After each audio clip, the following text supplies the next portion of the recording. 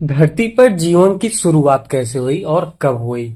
अगर आपको सच में इस बारे में जानना है तो आपको पूरी वीडियो में बना रहना पड़ेगा और लाइक शेयर सब्सक्राइब तो करना ही पड़ेगा। तो चलिए शुरू करते हैं। वैज्ञानिकों का ऐसा मानना है कि अब तक हुई जितनी खोज हुई थी उनके अनुसार ब्रह्मांड अपनी उत्पत्ति के काल से अब तक फैल रहा है और फैलती ही जाएगी। बिग बैंग के सिद्धांत को माने तो न दिखाई देने वाला बिंदु में हुई भयानक विस्फोट से तारों की उत्पत्ति हुई और ये तारे उस अकल्पनीय उत्पन्न ऊर्जा से अभी तक जल रहे हैं। यह संसार ऊर्जा का ही एक खेल बना हुआ है। वैज्ञानिकों का ऐसा भी मानना है कि उन्हीं तारों के बीच ठंडे हो गए छोटे छोटे तारों में कई जलती हुई एक धरती भी थी जो ब्रह्मांड के विराट रूप में एकमात्र एक कण के समान था। करीब करीब अगर हम माने तो 400 करोड़ साल पहले आग के एक गोले के समान इस धरती पर एस्टेरॉयड की टक्कर से ऊपर अंतरिक्ष से आसपास बिखरे टुकड़ों में इकट्ठा होने से चांद बन गया। उसके बाद अगर हम बात करें तो चांद के बनने से धरती पर एक नए युग की शुरुआत हुई। यह युग था धरती पर मौसम की शुरुआत का युग। चांद धरती को स्थिर रखता था और उसके मौसम को भी बनाए रखता था। चांद होने के कारण ही धरती अपनी धुरी पर अब अच्छे से घूम रही है। दरअसल जिस टक्कर से चांद बना था उसकी वजह से धरती एक और मुड़ गई और उसकी वजह से धरती को एक और चीज मिली, वह था मौसम। धरती पर जीवन के विकास के लिए मौसम का होना बहुत ही ज्यादा जरूरी है। आपको भी पता है, अगर किसी भी इंसान को रहना है, ऑक्सीजन लेना है, खाना पीना है तो उसको मौसम की तो बहुत ही ज्यादा जरूरत होगी, इन्वायरमेंट की बहुत ही ज्यादा जरूरत होगी। यदि बदलता हुआ मौसम नहीं होगा तो जीवन संभव ही नहीं होगा। चांद की ग्रेविटी के कारण धरती के घूमते हुए रफ्तार से भी कम हुई, जिससे हमारे दिन 6 के बजाय 24 घंटे होने लगे।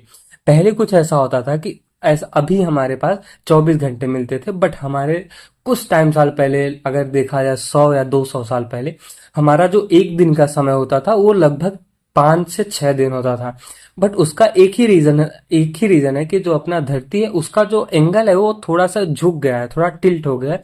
उसकी वजह से आने वाले टाइम में, अभी तो 24 घंटे है, बट आने वाले टाइम में मे बी 50 साल 60 साल बाद ये जो अभी 24 घंटे का है, ये लगभग 15 से 20 घंटे का हो जाएगा।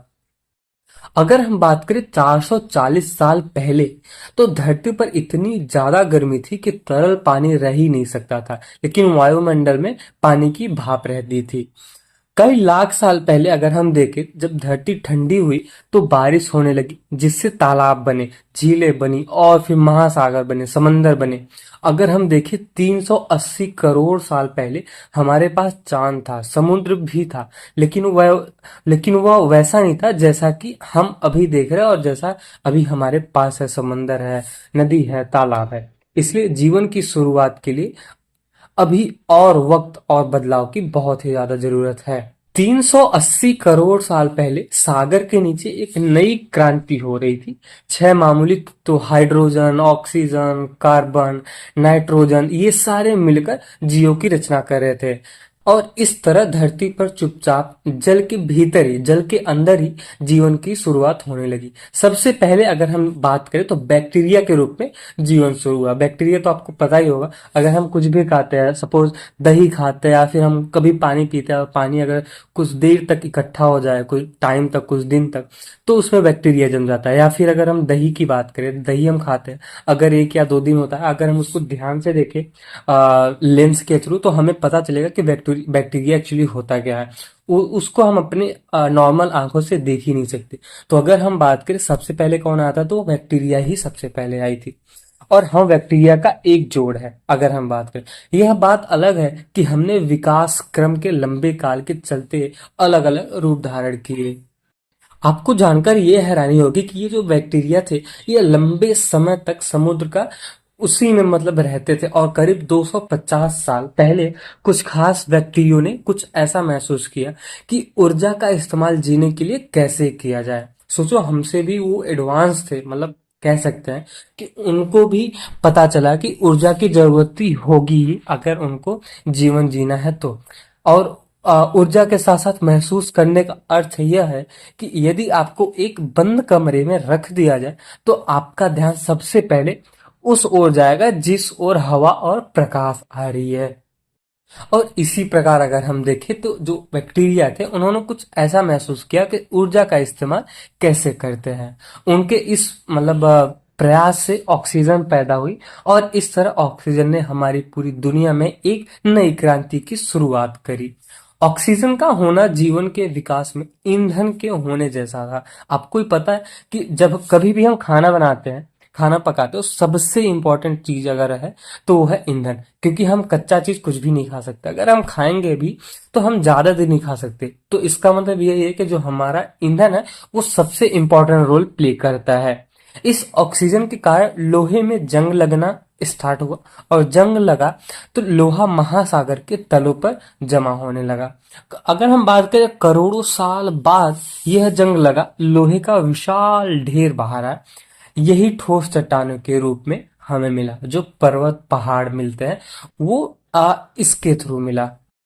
अब अगर हम आगे बात करें तो जब महासागर में जंग लगाने के लिए लोहा नहीं बचा तो ये बैक्टीरिया एक दूसरे काम में लग गए। उन्होंने इतनी ऑक्सीजन बनाई कि महासागर ऑक्सीजन से भर गया। सोचो, बैक्टीरिया मिलके ऑक्सीजन बना रहे हैं और महासागर को भर रहे हैं। भाई क्या गजब, मतलब गजब हो गए। और वही ऑक्सीजन महासागर के ऊपर वायुमंडल में जाने लगी। मतलब अगर हम देखें, बहुत ही ज्यादा जब गर्मी होती है तो कभी भी नदी या तालाब होता है तो वहां पे एक बादल का एक इकट्ठा होके आता है और वो कुछ पानी लेके जाता है। वैसे ही सेम चीज यहाँ पे हुआ, वायुमंडल ऑक्सीजन लेके जाने लगी। और यही वो टाइम था कि इस घटना से जीवन के विकसित होने में रफ्तार आ गई और जीवन एक एक नई एक लंबी छलांग लगाई। और सबसे पहली बार किसी बैक्टीरिया ने ऑक्सीजन के सहारे भी जीना सीख लिया। ऑक्सीजन ने कहानी बदल दी थी पूरी कि ऑक्सीजन से कैसे रहते हैं, प्रकाश से कैसे रहते हैं और वायु से कैसे जीवन जिया जाता है। 550 साल पहले जब धरती अपना 400 करोड़वां जन्मदिन मना रहा था, सोचो कितना लंबा है ये पूरा धरती का जो सफर है, तब वायुमंडल में ऑक्सीजन का स्तर 0 से बढ़कर 13% तक पहुंच गया था। मतलब ये जो बैक्टीरिया थे इन्होंने 0 से उठा के 13% तक ले गए। ऑक्सीजन के साथ ही साथ वायुमंडल में ओजोन लेयर बनने लगी जो हमें सूर्य की खतरनाक लेयर रेडिएशन से बचाती है। अगर हम कभी भी बाहर निकलते हैं गर्मी के टाइम में, अगर हमें बहुत ही ज्यादा गर्मी लगती है, बहुत ही ज्यादा धूप लगती है, स्किन हमारा डैमेज होने लगता है, तो हम सबसे पहले हमारे न्यूज में ये देखते हैं कि जो हमारा ओजोन लेयर है उसको कुछ तो प्रॉब्लम है। मतलब जो ग्रीनरी है वो अपने वायुमंडल में कम हो चुकी है। इसी रीजन से हमें गर्मी गर्मी का जो तापमान है वो बहुत ही ज्यादा लग रहा है। आपने एक चीज और नोटिस किया होगा कि जो गांव होते हैं, जो जहां पे बहुत ही ज्यादा पेड़ पौधा होता है, वहां पे अगर हम बात करें गर्मी तो रहती है बट हमें जो धूप लगती है वो इतना ज्यादा मतलब हार्ड नहीं लगता कि हमारे स्किन को डैमेज कर सके। बट अगर हम शहरी में बात करें, जो शहर में रहते हैं गांव से हट के, जहाँ पे बिल्डिंग्स वगैरह बहुत ज्यादा है और पेड़ पौधे कम है, वहां पे अगर हम बात करें तो जब हमें धूप लगती है तो हमारा जो स्किन है वो पूरा जलने लगता है। ऐसा लगता है कि अभी हम ज्यादा टाइम तक धूप में नहीं रह सकते।